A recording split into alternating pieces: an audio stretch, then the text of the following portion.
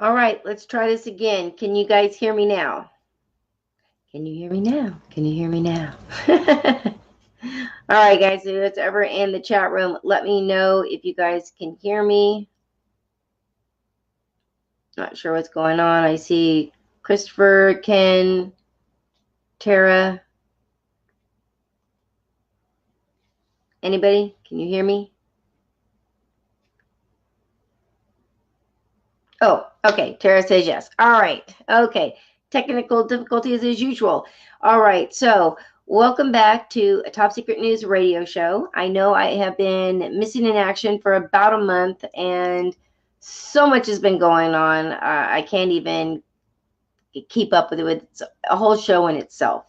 But I've been filming. I've been traveling. I've been doing all those kinds of events and collaborations, got so many things in the works, uh, doing film for a documentary, all kinds of things. And in the midst of all this, I finally got the website up. So if you go to www.paranormalconnectionsradioshow.com, it'll take you to the website. Starting on Monday and Wednesday next week, we will be doing it on a completely different platform. I will be doing it through YouTube Live. We have a call-in number. You'll be able to call in. You'll be able to Skype in if you'd like. If you want to call from your cell phone, you don't want to be on video, you can do that as well to ask questions, all kinds of things. So I am really, really looking forward to that. It has been a long time coming. And Top Secret News Radio Show obviously has a page on that website, as well as a page for all the events that I'll be at. Uh, we're going to be doing giveaways. Oh my gosh, there's so many things. Some of the giveaways we're going to be giving is opportunities for our listeners to be able to join in some of the giveaways, and then what they'll win, some of it's going to be merchandise, some of it might be a free reading with me, but some of the best things is going to be you're going to have an opportunity to win VIP passes to some of the events that I'm going to be at.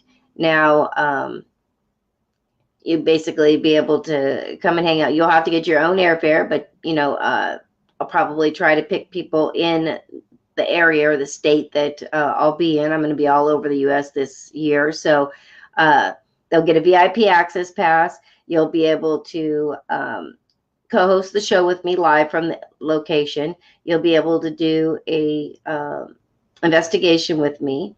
You'll be able to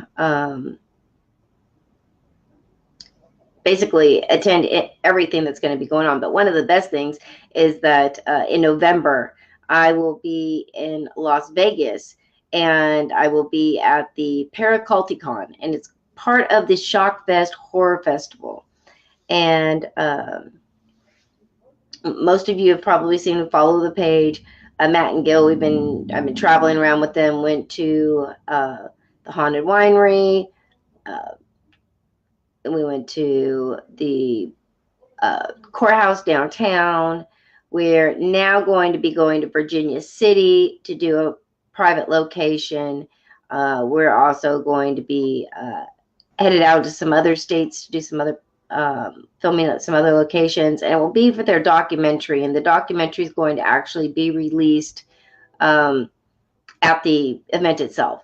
So it's going to be an event like no other. I'm also trying to make some things happen so we can also fit in a Skywatch.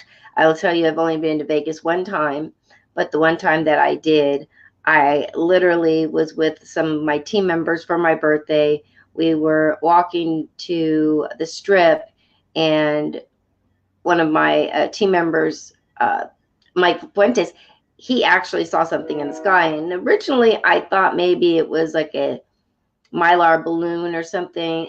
But yeah, the closer we got to it and the more video we got, it was crazy. It actually ended up on a couple online UFO shows, sighting shows. Very interesting. So kind of interested to do that too. But during the uh, event, they're going to have escape rooms and scavenger hunts and DJs, and it's at a actual haunted hotel. So they're going to have private investigations in the evening there. They're going to have speakers, workshops, debuting of horror films. It's a collection of horror themed films as well as the paranormal. So it's going to also be an opportunity for paranormal investigators. If you have some really good footage of evidence that you'd like to submit, you can go to the Shockfest Film Festival website. If you go there, you'll actually be able, there's a link to submit your evidence, your film. Go ahead and submit it there. And if you're chosen, you can actually end up being one of the speakers for the event. And you'll actually even get your own trading card. Kind of cool. I got one. I was one of the first ones. So let's see. So yeah, so the website is up and going. We're going to be doing all kinds of things through the website. So I'm really looking forward to it. Actually, tonight is probably going to be a shorter show than usual. But I'm going to go through the topics we have. I'm going to get through as much as we can. Kind of had some craziness go on here today that I have to attend to. So, all right. I still wanted to launch the show. We will be back every week. I've got some great guests coming up, some great topics. But I also want to know what you guys want to hear. So if you have a specific topic, a guest that you would like me to bring on, if you've had an experience, say with Bigfoot investigating, if you've seen something that is strange or unusual, if you've had a UFO sighting, if you've had an abduction, any strange stories that you feel like you would not be able to share with just your regular friends, contact me. Our listeners absolutely love people's experience of their encounters shared on the show. So I really, really am looking forward to that. And we're going to open that up. I used to do that at the beginning. I'm going to get back to that. And now that I actually have the opportunity for people to call in or to Skype in, and it's going to be a much different setup. Soon I will have an actual studio. So we'll have some interesting backgrounds, just moving on up. So it's going to be interesting. All right, so we are going to start out tonight with some of the updates. I have been getting a lot of messages on Facebook. Again, not only have I been kind of MIA from the show, I've also been MIA from Facebook as well, or just social media in general. Just a lot of stuff been going on with personal, with my health, and just being really busy and having a lot of things going on. So I would like to kind of apologize for being so MIA. It's hard for people to get used to seeing a weekly show and daily post of everything that's going on, and then you just kind of go MIA. So a lot of people were worried, but no, I am completely okay. Still around, so we're going to get back to weekly shows, having some guests, doing some giveaways, got all kinds of stuff going on. And I will be hosting, along with some of my team members, some public UFO sky watches. We're going to be doing that all across the U.S., so look forward to those.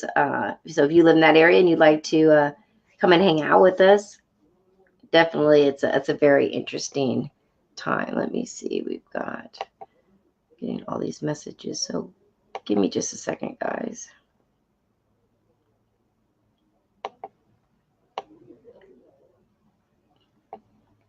All right, so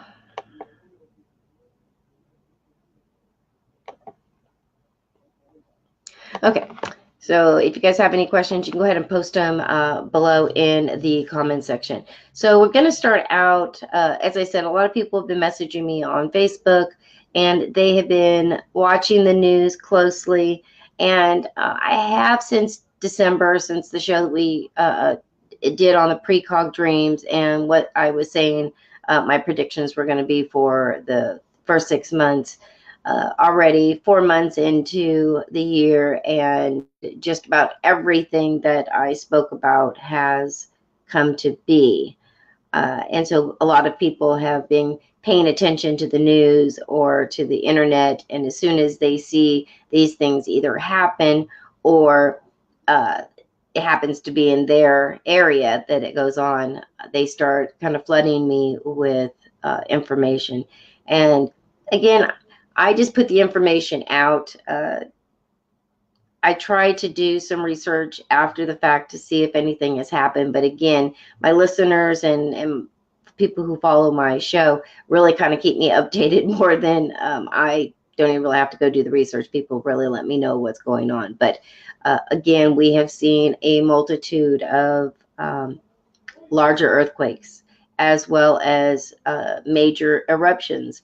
I said we were going to see some, huge volcanic eruptions, as well as some eruptions from some volcanoes that they felt were dormant. And we've seen all of that. We've seen uh, ones that have not had an eruption for, hundreds of years, and now they are having them.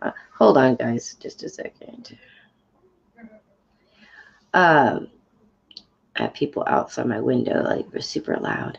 Um, So we've had the eruptions, we've had the earthquakes, we have had flooding like you would not believe. Even here in Northern California, and I had said, with all of the wildfires that we had, that I saw a lot of rain coming, and not only would a lot of rain come, but with that, mudslides and landslides and flooding, and boy, oh boy, we really saw that all around the West Coast. And then I spoke just a couple months ago about that I saw more flooding. Like this wasn't going to stop. And then we saw the Midwest and the flooding that they got. Nebraska, just horrible. Again, Northern California area, Sonoma area, Gurneyville. Gurneyville ended up being like a little island here in California, so nobody could get in or out. So we've seen a lot of that. We've seen the mudslides, we've seen the landslides, we have seen cracks open up in the earth. We have seen already major storms, tornadoes, and some really, really significant winter weather that has lasted all the way up to April, obviously. We've seen some of the craziest winter, and I had said that, last year when I did the update show, I think in June, and then we got to December and we were already seeing it happen. But again, over these past few months, we've had the bomb cyclones and all kinds of things. We've had all kinds of stuff going on. So we've really seen a little bit of everything happen. The only thing, now I did see a tsunami that would happen. I do know that they had like a small one from one of the big eruptions, but I'm still getting that same scenario. So I feel like that's still to come. Again, I am still seeing the Japan area. So let's keep an eye on the Japan area. Another place that I'm seeing, unfortunately, is the West Coast area. And I'm not just being shown one specific area of the West Coast. I'm being shown all the way from Alaska, all the way down to like Baja California, Mexico area, South America. So a huge area. And again, I had said this before, that I see that it's going to start in one area and it is going to be like a domino effect. So I want to say that we're probably going to see Alaska, and then we're going to see either Washington or Oregon. It's kind of showing me like in between. So it could be either one, or it could be hit right in between. I see those ones hitting off the coastline. Then I see California. I'm seeing from Northern California, from the Redding area, all the way up to the Southern California. So again, it's a huge area, but I am getting focuses of the Bay Area and Southern California. So again, we are all overdue for a big one now before everybody starts to panic. A lot of people have been asking me, do I think that it's going to be the quote unquote big one? And I will say no. I do think it's going to be a larger earthquake, maybe upper seven. I want to say from probably an upper six, mid six, all the way up to maybe an eight. So again, there's a huge difference in those magnitudes. So even though they're only a point or two separate from each other, that can make a huge difference. And again, depending on where it strikes, if it strikes offshore, as I've seen it happen in like the Washington, Oregon area, I don't think that we're going to see much damage or issues from it. Although West Coast, yeah, I see a few more things happening. Also, now I'm not going to say right that it's happening right now, but I will say, I want to say within the next few months, I've been seeing this now for consistently for a few weeks, but a big increase in tornadoes. So if you live in an area that is prone to tornadoes, please, please, please make sure that you have yourself a bag, an emergency bag. Make sure that you have one in your car in case you happen to be out and you can't get back home. Again, anywhere that you live that experiences any kind of natural disasters, from Mother Nature, you want to have a plan. I think that people in California get way too complacent about earthquakes. They feel like, oh, they only hit once in a while and, no big deal. But then when it happens, nobody's prepared. And that's where you start seeing people getting injured and deaths and things like that. And so if we ever get something that really is big that hits, people are it's going to be hard. And again, especially if you live in locations like San Francisco, because San Francisco is on a little island. So everybody is, if something happened, is going to try to immediately get off of that island. And when you have that many people and only two ways off the island, it makes it very hard for everybody to get off. And I personally would not be wanting to go over any bridge in the middle of an earthquake. We saw what happened in the Loma Prieta earthquake. So yeah, we want to be careful of doing anything like that. So Bay Area, Southern California, Oregon, Washington, Alaska, even in Mexico, again, I'm seeing some larger scale. So we'll see how that goes. They haven't dropped off for a few weeks, and usually they don't drop off and they start becoming more consistent. That usually means they are getting closer, and then eventually when they happen, they will drop off. I won't be shown them anymore. And for those of you who don't know how my abilities work on the precog dreams, when I go to sleep, I am literally what you can call transported into a room. It's just a round room, and in the middle of the room there is a pedestal base and some railings and what seems to be maybe a holographic screen. And whenever I end up in this room, I end up walking up to the screen. The screen is playing, and it will show me things that are going to happen. Anybody who knows me personally knows I am geographically challenged, we'll say. I can get lost in a paper bag, and not only that, I have all kinds of issues. Even I get lost with my GPS. So I did not do very good in geography in school. So yes, when I am being shown places, sometimes it looks like the aerial version of a map. Sometimes there's specific landmarks or locations of a building or something that I'm shown that will kind of give me an indicator of either where this is going to take place, or once it drops off, I will usually do some research And if I find that something has happened and I can connect it and figure out where this picture is, then I can know if that's the one it is or not. So oh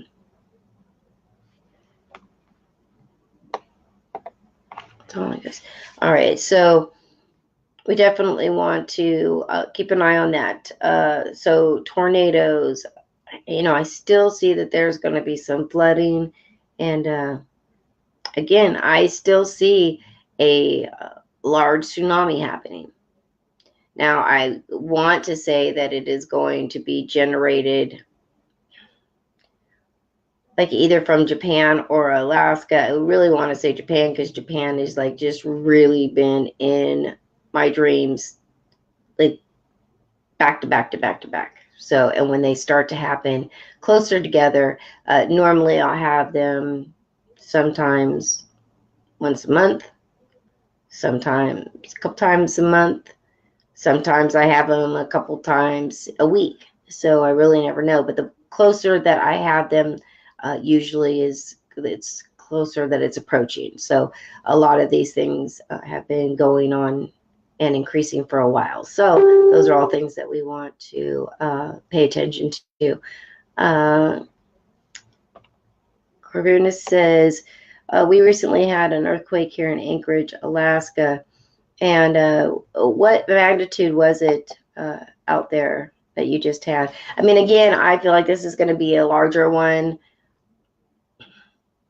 Maybe the 6 is pushing it, but definitely a high 5, all the way up to an 8. Like, again, I just see some bigger ones in those magnitudes happening, not just in the places that I spoke about, but around the world. So we really need to kind of stay on top of that. Oh, he says it was a 7.0. So, okay.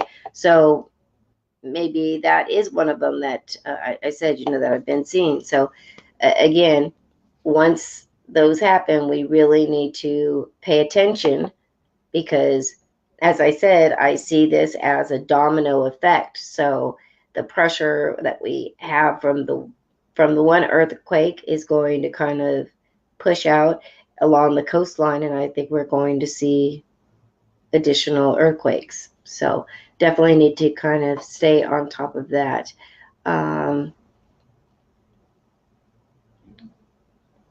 I want to say that I wish I did not see the things that I see, but I do see some more shootings that are going to happen.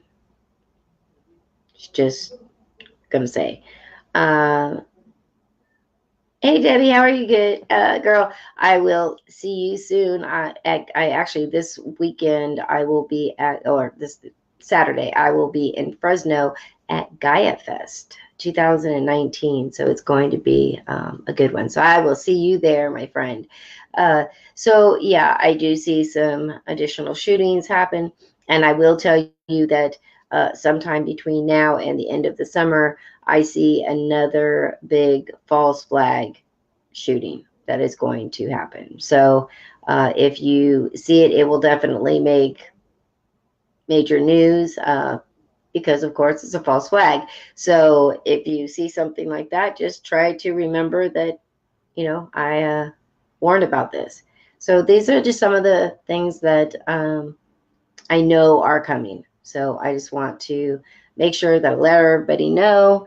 And let's get to some of our topics tonight. All right. Well, speaking of having natural disasters, hold on, let me pull up this story. When we're talking about having natural disasters, we're always telling people to be prepared and have a bug out bag. And I know a lot of people who are preppers, and they are all stocked with water and all kinds of food and things like that, and that's great. But I also get a lot of people that say, well, what kind of stuff should I get? And so what has happened is these like prepper survival kits had become very, very popular online. And I guess so popular that a popular place. We all know of it. We'll say Costco has now decided to get into the whole prepper survival kits. I guess wherever you can make the money. I never thought that I'd see a day that, they were doing, prepper kits, but, I guess. So let's see. So a lot of people are saying, if you did have a major disaster happen with what you have available in your home, how long would you be able to survive for you and your family? Would it be a couple days, a week, a month, maybe even a year? Again, there have been forecasts for all different things. If our grids go out, all different scenarios that we could be without for quite a while. Now, some of the options that we know would be that they would open up let's just say, keep it real. Let's just say a FEMA camps. All right, so you'd be able to go there if you needed shelter or you ran out of food or you had no electricity and you have a family and you need help from the government. You're going to go there. I'm not going to go there. It's going to be the last place I go. But a lot of you, that would be where you would go because you're not prepared. And again, I have a feeling that when all those kinds of things pop up, a lot of people will be going in and a lot less will be coming back out. So my advice is to be prepared. All right. So with that being said, Costco is now supplying a year of long life shell food in a new handy kit. It said that the 4-person bundle does come at a very crazy price. Now get this. I don't know. I'm going to have to do some research because I really don't. Maybe you guys know what it would cost for like a year of food. Right now, Costco has it on sale with a price of, get this, just the low price of $5,999.99. Why is that all? Just say $6,000. All right. And this is supposedly, it's got the ability to feed a family of 4 for a year only.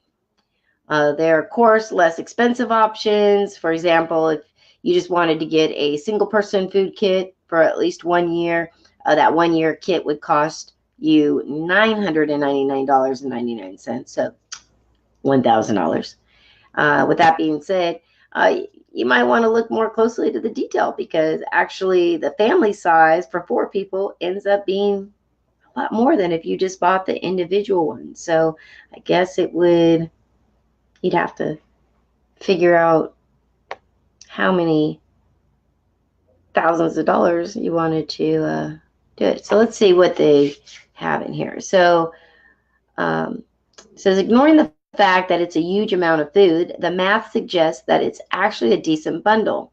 The kit contains 600 cans that equate to over 36,000 total servings for 4 people. And if everybody gets their recommended 2,000 calories a day, this kit would be able to feed 4 people for 12 months. You could feed 8 people for 6 months, or even 16 people for 3 months. Now, feeding 16 people for 3 months definitely would not be easy and might cost a lot. So, maybe buying a family pack is a good deal. Let's see. So what is actually in this prepper food kit? Let's see. There's actually quite a wide range of food available in each kit that has several dozen ingredients being used. Some examples are the basic staples. It'll have rice, elbow macaroni, freeze-dried green beans, dehydrated apples, beef and chicken flavored tofu, plus a product labeled butter powder, which I guess we can assume is exactly what it says, powdered butter. A lot of the people will be wondering how long they'll last as well. Well, they aren't normal food, so I don't know that how long it would regular products last. Probably, I don't know, I think most things expire in a year.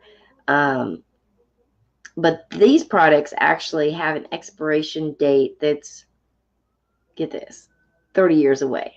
So it's quite a big difference. I mean, 30 years, yeah, definitely different. I mean, how many of you would buy something like this? So let's see. Christopher says he would stockpile for 5 years.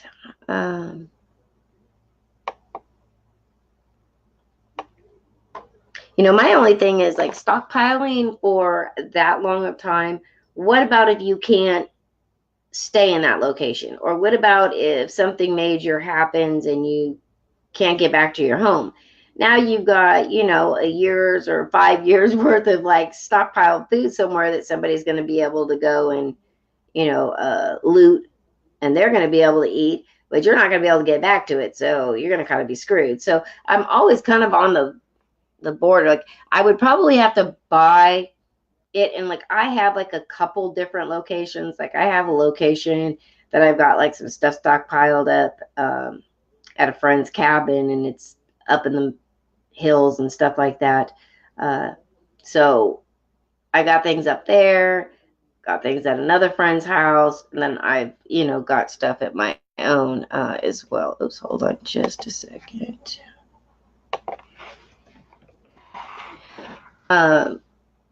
So I have things out, kind of a little bit of everywhere just in case. And I think like that's the best way to do. But, how many of you would actually buy something like this? So let's see. Ken says, I'd get the 4-person for me alone. Well, and they're saying it's 2,000 calories. See, I don't watch calories, so I don't even know how much that is, but it doesn't sound like a whole lot, to be honest. So, I don't know.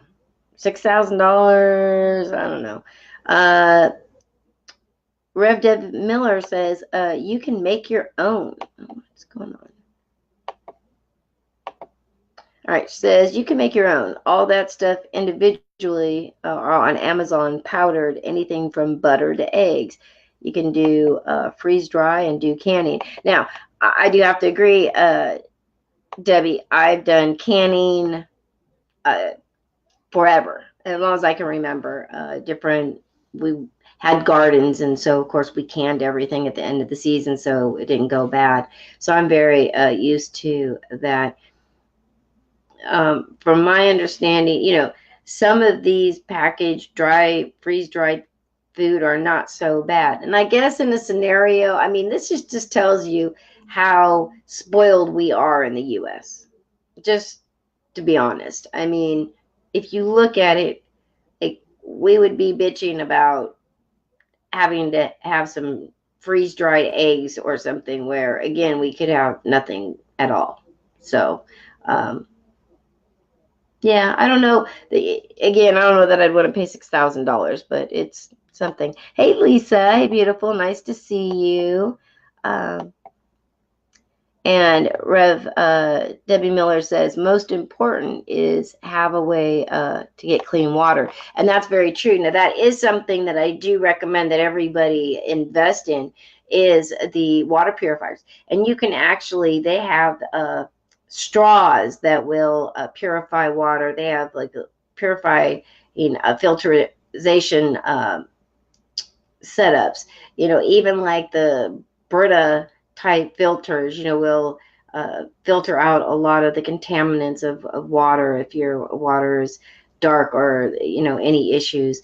But the technology is so amazing out there now. You can literally, I've seen it on a lot of the survivalist channels, and they will literally have like just brown mud water, and they will pour it through these filters, or you can drink it through the straw, and it will completely filter out everything, and you can drink regular water. It's just amazing, bacteria, everything. So definitely something I would say to check out as well. Christopher says, I've also seen shelter kits as well. Yeah, I mean, right now there's a little bit of everything. They're selling radiation blankets, and you name it, they're selling it. So little bit of everything. Let's see. Rev Debbie says, I study herbs and we can use them in place of pharmaceuticals. Oh, 100% I believe in that. Absolutely. Hey, Parrot. Nice to see you. Parrot Tim, my beautiful other friend. They just all spent some time in Nebraska. So, hey, Michelle. Nice to see you. Beautiful. All right. So again, on the feedback on the website, would you pay $6,000 for a year's worth of survivalist food? Or would you try to do it on your own? Or would you be like me, that you'd be afraid to have all your eggs in one basket? And so you have all these escape routes and all these locations where if you can't get back to your home base, places where you have backup. That's just me.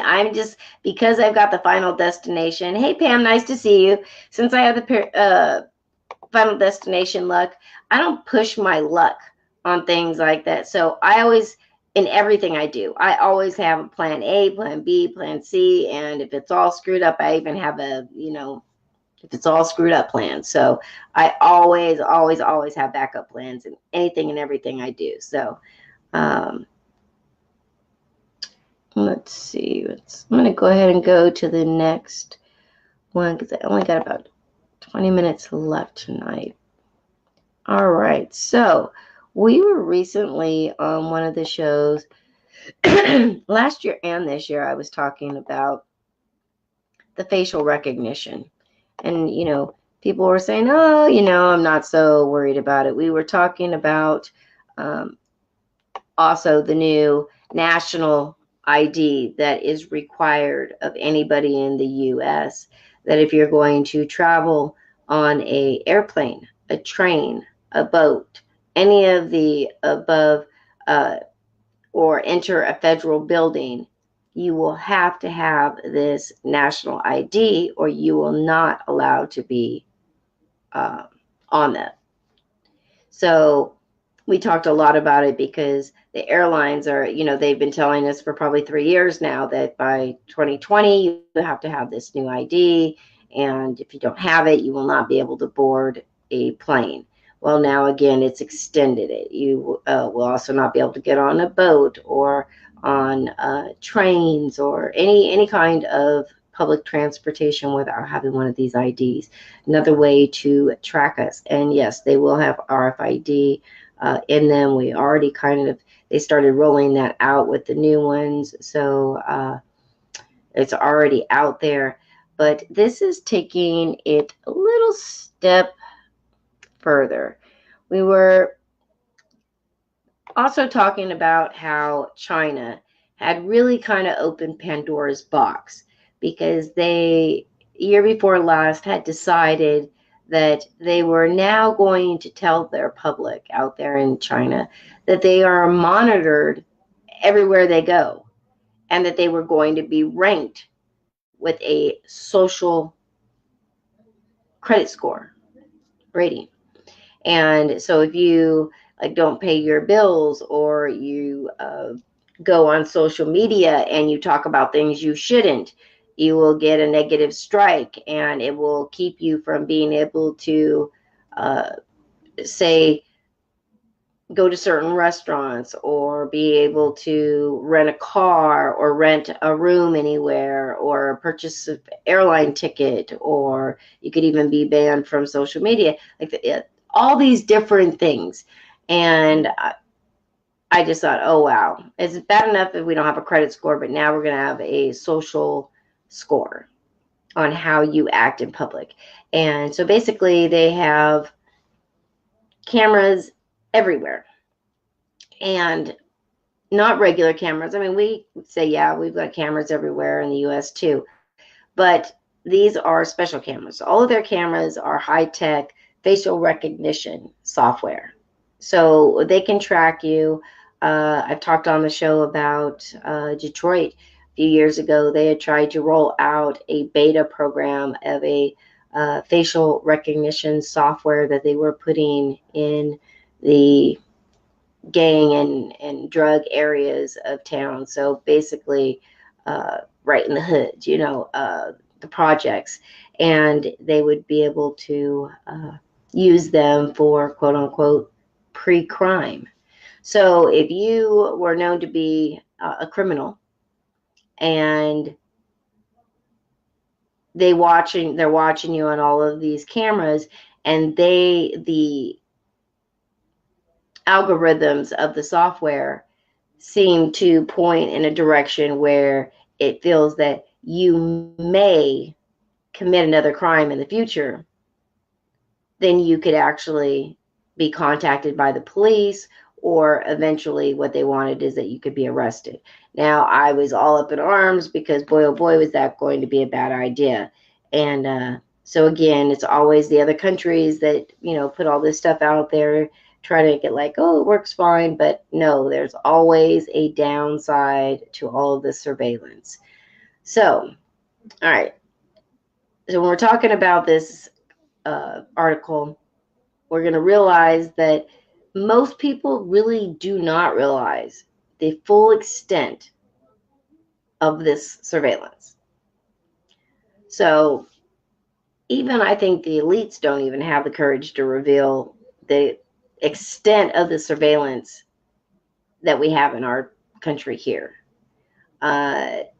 We know Las Vegas, they actually hide microphones and cameras in bus stops, and in the underside lids they have microphones in the public garbage cans and all kinds of things, and there's cameras everywhere. So people everywhere again are being monitored at all times. You go to Las Vegas and you go into a casino, you are going to be monitored at every moment from the point you walk in to the point that you leave, which is why it brought up so many flags with the Las Vegas shooting. So when we are going here, this is how a scenario like this can go all bad. There was a woman, her name was Mackenzie Fagan, and she had got a ticket on JetBlue airline. And she ended up posting, I think, on Instagram. And this is what it said. She says, I just boarded an international JetBlue flight. Instead of scanning my boarding pass or having me hand over my passport, they had me look into a camera before being allowed down the jet bridge. Did a facial recognition replace boarding passes? ? Unbeknownst to me. Did I consent to this? Now, interestingly enough, it drew a lot of attention. So much so that JetBlue Airways actually responded. And they said, you're able to opt out of this procedure, Mackenzie. Sorry if this made you feel uncomfortable. Mackenzie responds and she says, I have a follow-up question. Presumably, these facial recognition scanners are matching my image to something in order to be able to verify my identity. How does JetBlue know what I even look like? JetBlue says, the information is provided by the United States Department of Homeland Security from existing holdings, which again is usually if you've got an ID, if you've got a driver's license, passport, any of those, obviously they keep all those pictures. So she responds again, Mackenzie does, and she says, so to be clear, the government provided my biometric data to a privately held company like the TSA. Did I consent to this? And how long is my data held by JetBlue? And even if I opt out at the scanners, obviously you already have my information, correct? Now JetBlue changes their story a little bit. They said, well, we should clarify. These photos aren't provided to us, but they are securely transmitted to the Customs and Border Protection database. JetBlue does not have direct access to the photos and does not store them. I don't know. What do you guys think? Let me get back to the chat room. What are your thoughts when, we're talking about, obviously, all of the surveillance that's going on. Do you think it's a good thing, or do you think that it's a bad thing? Christopher says DHS and Immigration Canada shares a database of the biometrics. Well, I mean, again, you can see that where they would do it with, people from other countries. What I'm saying is that they're doing it on our own citizens. So again, if you've ever had a driver's license, file for a passport, got a learner's permit, anything like that, your information is now stored and being sold. Let's see.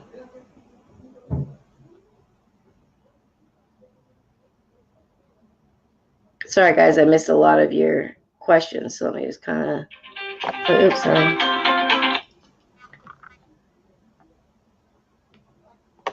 All right, let's see. Oh, Pam says she doesn't have good connection. She's watching with her mom. I just want to send my love and all of the prayers and positive healing energy you have. If we could send it to Pam's mother. She was sent home yesterday from the hospital on hospice. So she is now surrounded by her family until it's time for her to cross that rainbow bridge to the other side. So we want to send all our love and prayers out to Pam and her family who are staying by their mom's side during this rough time and being there for each other. And so we just want to give them some more strength and the mother a peaceful end to her illness. So let's see. Yeah, Christopher says he doesn't think it's good at all. He said also both countries will require the real ID. Yes, and that's the thing is, you're going to have to go to a country or another state that accepts the real ID. So yeah, it's going to be definitely interesting.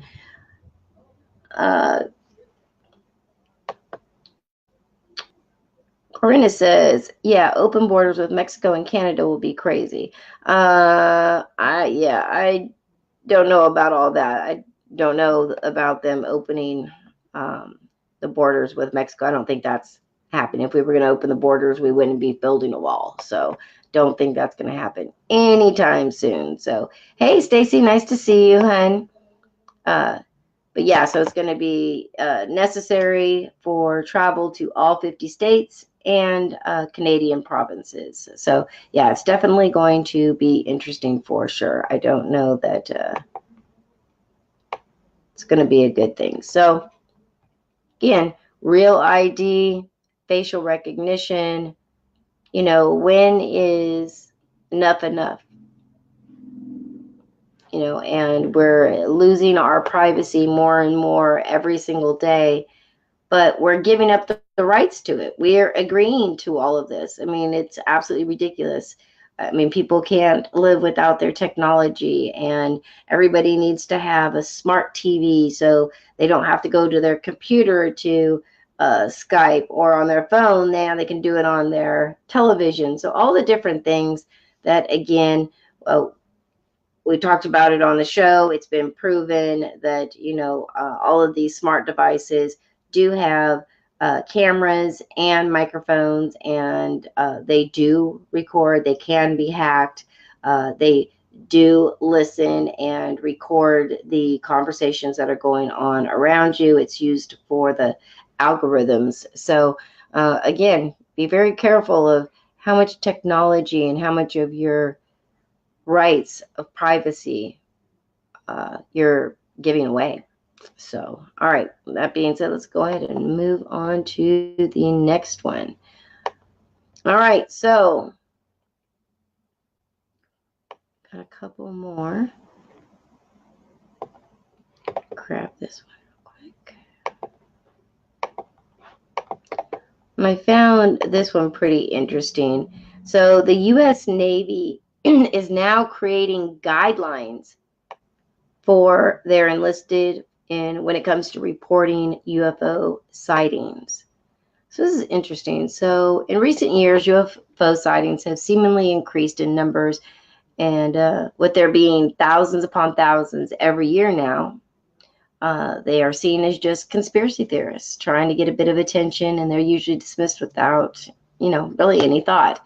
Well, these days are over because now the U.S. Navy is setting up new guidelines for reporting unidentified flying objects. And yes, they have them in quotes. Uh, they're saying which are now entering the U.S. aerospace, which will now mean that no encounter of a UFO can be dismissed as irrelevant. The new policy that the Navy spokesman spoke about today, or I guess in a briefing, said that the new Navy policy will ensure that all UFO sightings which are reported by sailors come under tight scrutiny instead of being underreported and in speculations of alien spaceships roaming the sky. According to sailors, there's a huge number of UFOs swarming around Navy strike groups and other military infrastructure all the time, which is what's, I guess, kind of prompted the need for the reporting guidelines. Although the Navy spokesman didn't provide any details about the encounters, he did say that there have been a number of reports of unauthorized or unidentified aircraft entering various military-controlled ranges and designated airspace in the recent years. He went on to say that the Navy would never turn a blind eye to these sightings due to both safety and security concerns. Oh my goodness. Yeah, okay, like we believe that one. More like national security, they'll call it. We'll never find out about it beforehand. So they say they wouldn't turn a blind eye to the sightings due to both safety and security concerns, and they always investigate each and every report. Well, now, see, they say they investigate each and every one of them, but before they used to say that they didn't even exist, so why would you investigate? So now, though, thanks to the new policy, all of these reports will be formalized. As of now, these new guidelines are yet to be finished and finalized, but when they are, they will lay out a step-by-step process of reporting UFOs and ensuring that they will reach the proper authorities. Now, again, how much of a guarantee do we actually have that UFO sightings will, if we turn them into the government or the military, is actually going to be taken any more serious? That's what I'm saying. Corvina says, well, at some point they will say the aliens do exist to the public here in the near future. I am going to agree with you on that, but I don't feel like it's going to be that, oh, we just need to finally let the public know. Their hand's going to be forced. I think that it's going to, either they're going to start, and I think that it's already been in play. They've been giving little tidbits out for years now, and they've been declassifying a lot of the reports and that are available to people if they really want to do the digging. So the evidence is already out there, and that they've had the reports, that they've been swept under the rug. It's on an as to know basis, and again, it's always, a threat to national security, things like that. And the reason being is that they don't want to panic, society. So again, my thing is, I'd rather know what's going on and what to expect, so I'm prepared, than to be told, oh, they don't exist, and then all of a sudden we have some mega attack on us. And I think that even if that was the case, I don't believe they would be actually true aliens. To be honest, I think it would be a reverse engineer setup. So, but again, that's just my opinion. Let's see. See what else I got. I think I got like 3 more I can fit in real quick. So 4 some. Now we're gonna get. Oh, I'm gonna get to this one first, and then I'll get to my weird, strange news. We've talked a lot about how it's become recently a huge thing for people to want to know their DNA ancestry.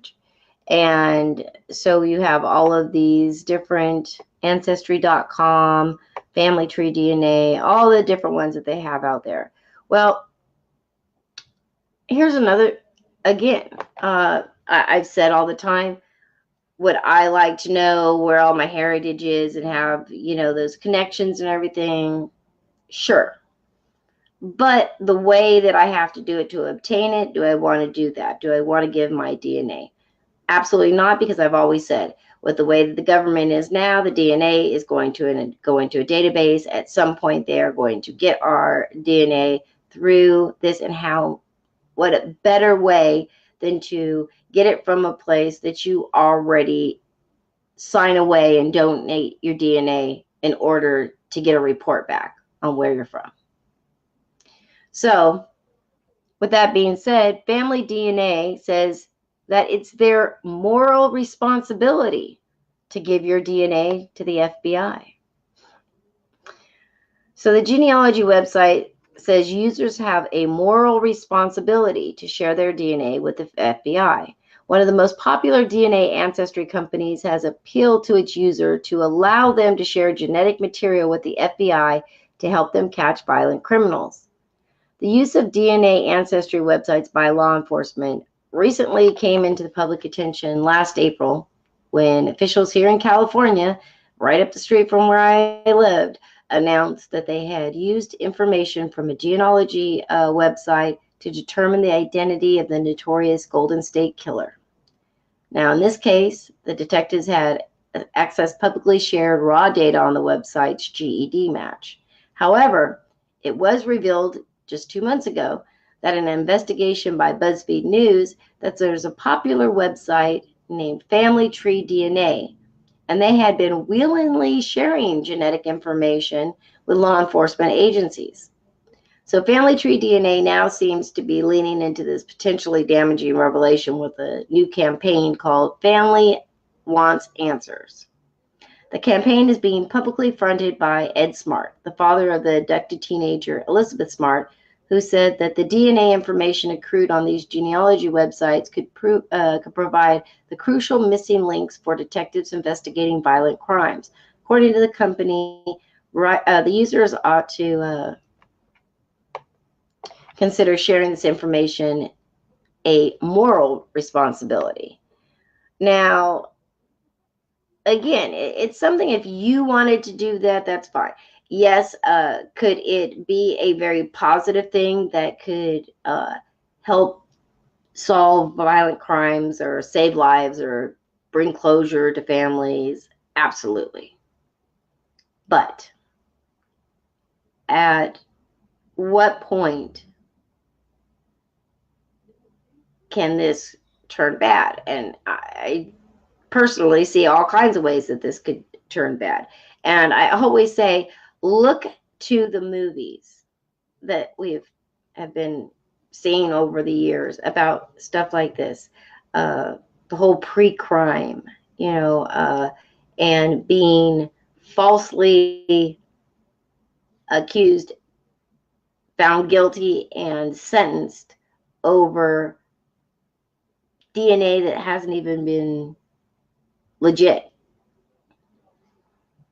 So do we want all these databases to have it? And what if, you're just normal, Joe that never has been in any trouble. You're a parent and you're in the PTA and everything's fine. And all of a sudden there is a murder and they go through the DNA databases and they say your DNA matches. And you say, oh, absolutely, I've never been in trouble. They're not going to believe you. DNA is going to trump. It's like trump anything that you say. It's like, your word over, a police officer's word. They're definitely going to listen to the police officer. And are there, crooked cops out there? Absolutely. Are there good cops out there? 100%. But again, there's always a good side to this technology, and there's always a flip bad side. And it seems like when it's bad, it is really bad. So that is kind of what concerns me. Christopher says, Christina, I won't do it as I have several genetic lines that are tied to heretics and royals. Yeah, well, I mean, again, I agree. Kristen says, "Oh, I just got your message. I'm sorry. I'll co-host next time." Oh, no problem, Kristen. Anytime. I always love to have you on. Beautiful. Not a problem. I'm just doing a short time anyway, show tonight anyway. So let's see. Uh, Stacy says, "I wonder if they tell you it's confidential when you do it. Otherwise, there could be some huge lawsuits." And I mean, yeah, I don't know. I guess they're trying to say that, again, it's your moral responsibility to provide this. And if, they want to say, oh, you're not doing anything bad, you shouldn't have anything to worry about. Well, again, I'd be more worried about falsely being accused and convicted of something.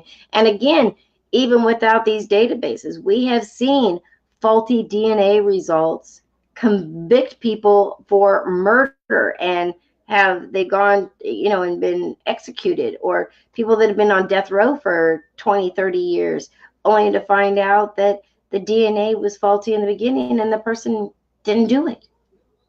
It's just, I don't know. Christopher says family tree DNA is pretty scary. As they use a larger DNA map other than bigger than other DNA groups. So yeah, I mean, again, it's like they have so much information on us, it makes you wonder, do you really want to put anything else out there? Ken says you could get set up. Don't give out your DNA info. I completely agree, Ken. Boy, that's why you are one of my smart friends and listeners, because yes, we know that it can definitely go bad. All right, so we're going to go ahead and move on to the next topic. Now this one I found kind of interesting, these last two, and have nothing to do with the paranormal, ufology, anything, just some crazy topics that I like to find. And the first one is going to go out to my UK listeners and friends, and a recent find out there. So out in Yorkshire Lake, see where this is at.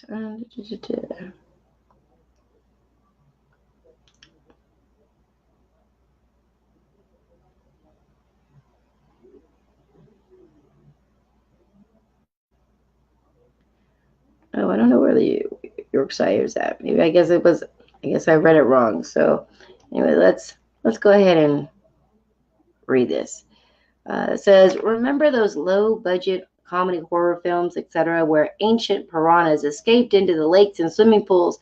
While they were already pretty far-fetched and just downright ridiculous at some points, they were still quite scary. Imagine if it actually came true. Oh, and I was right. For some in Yorkshire, England, they don't have to imagine. Yorkshire is usually known for its rural community feeling with beautiful views of hillsides and vast, peaceful lakes. However, there is a disturbance right now. A pair of razor-toothed fish, which are usually found in the Amazon River alongside anaconda snakes and electric eels, have actually been spotted at the Martin Wells Lake near Doncaster in South Yorkshire.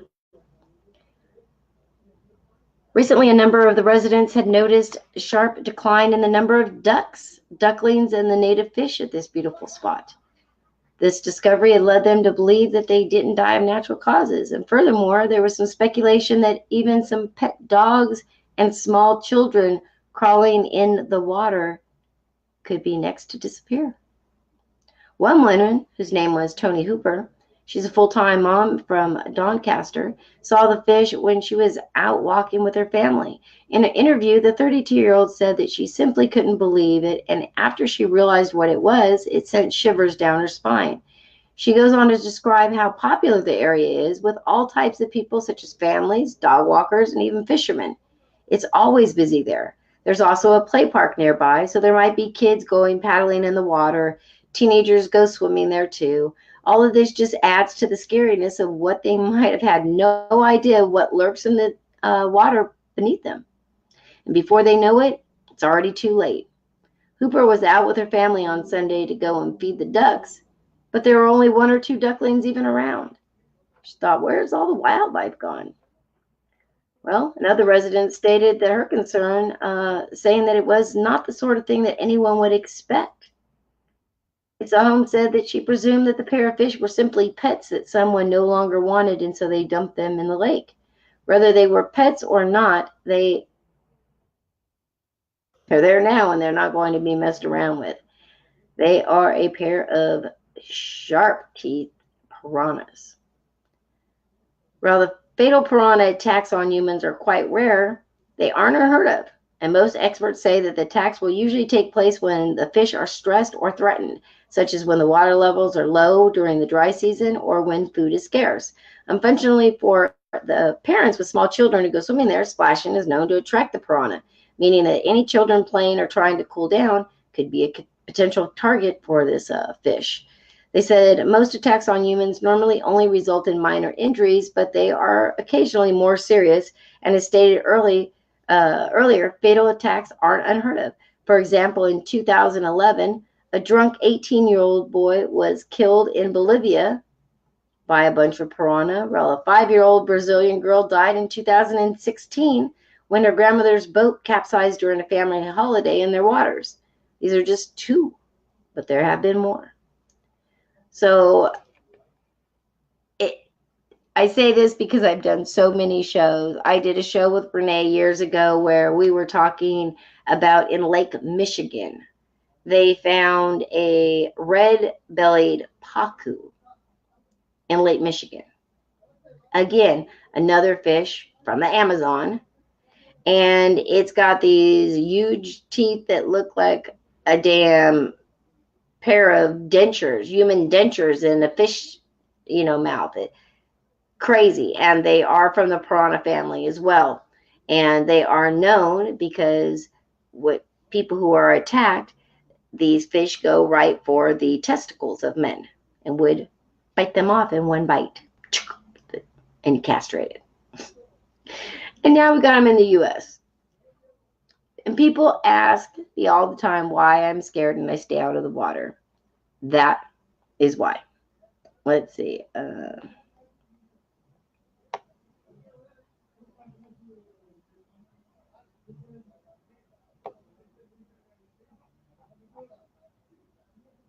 All right, I got so many things. Let's see.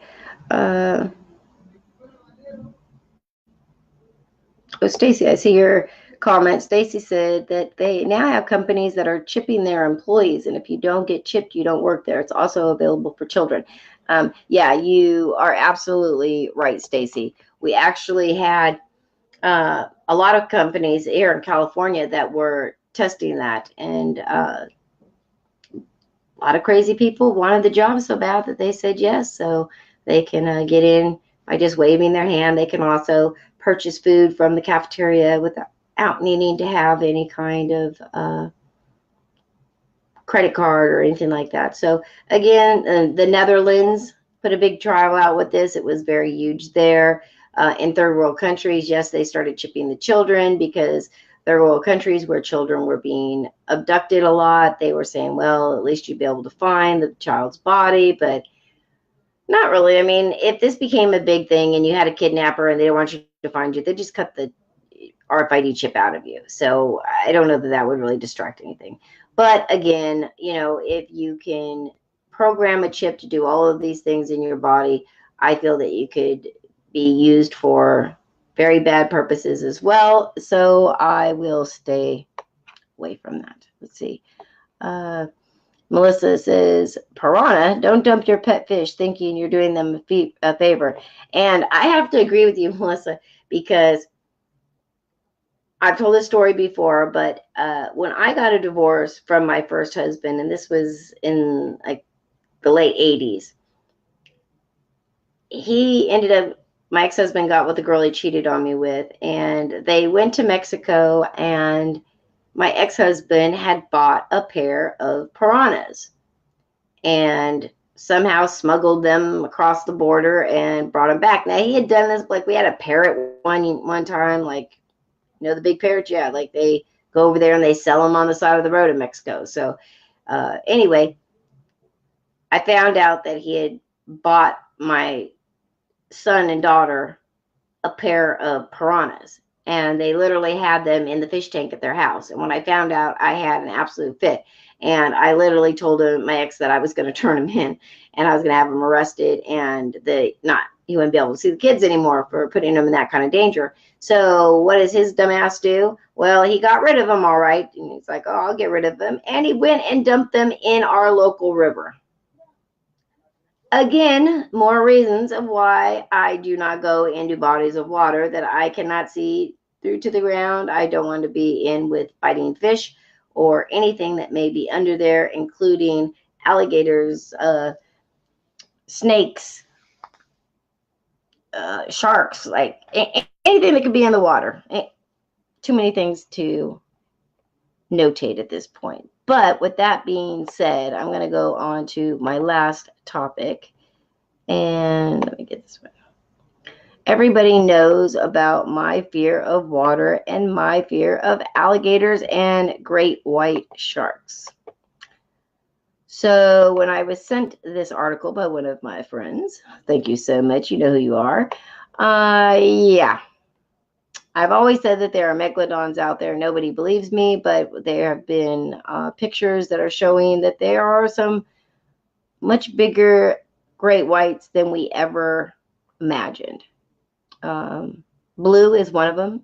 She was a pregnant great white shark, biggest one known today, but they have some that they haven't been able to get measurements, and they definitely think they may be larger. So fishermen recently found a giant shark head that had been bitten off by an even larger creature. Now, this isn't a small shark, guys. So the shark's head appeared to be been chomped off by an even bigger creature. But what creature in our current time can still exist and be capable of such a thing? The name of the fisherman that found the severed shark's head went by the name of Trapman Bermology, also known as Jason.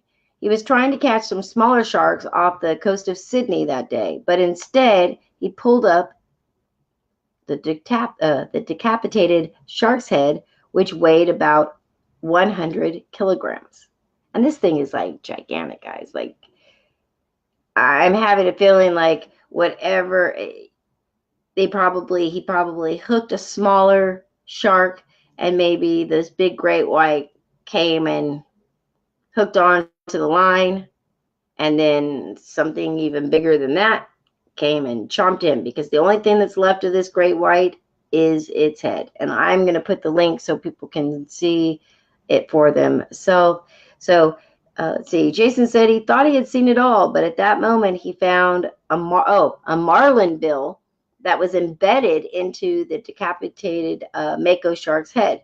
The shark demonstrated amazing healing powers, as the marlin bill had been wedged in the shark's head for years.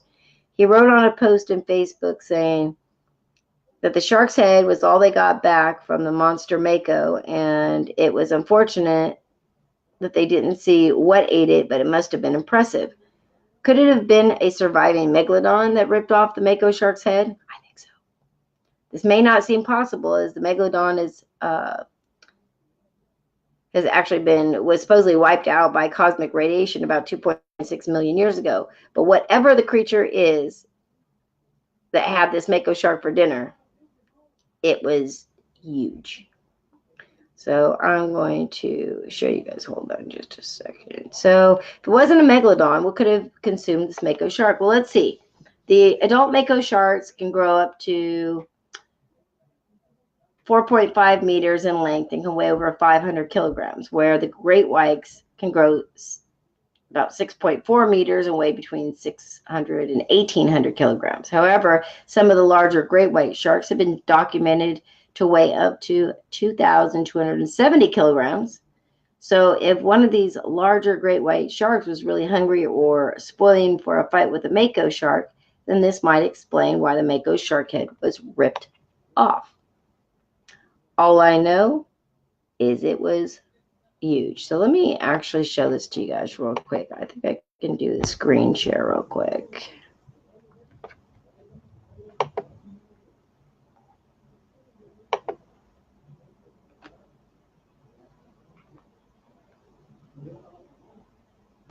All right, let me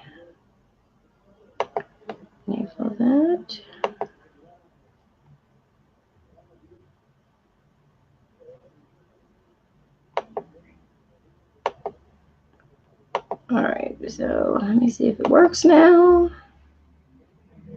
Oh, looks like it's not working. All right, well, let me just get the link then, and you guys can check it out yourself.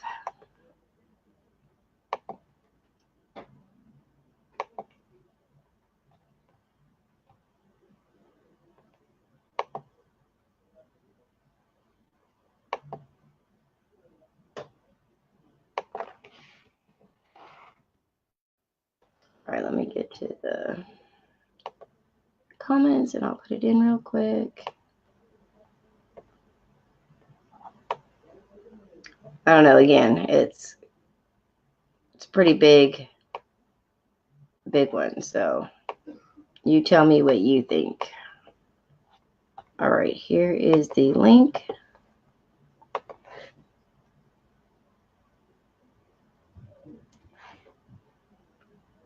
All right, there you guys go. So let me see. Let's see. Melissa says it was also just released recently that orca whales attack sharks and eat their livers. They bite them in the middle and squeeze it all out. Yeah, I've heard and seen that as well. But for this one, again, you can tell that it came up from behind and literally just ate the whole body of the shark. All that was left was the actual head. So go figure. All right, guys. Well, let's see. It is almost 7:30, so it's just about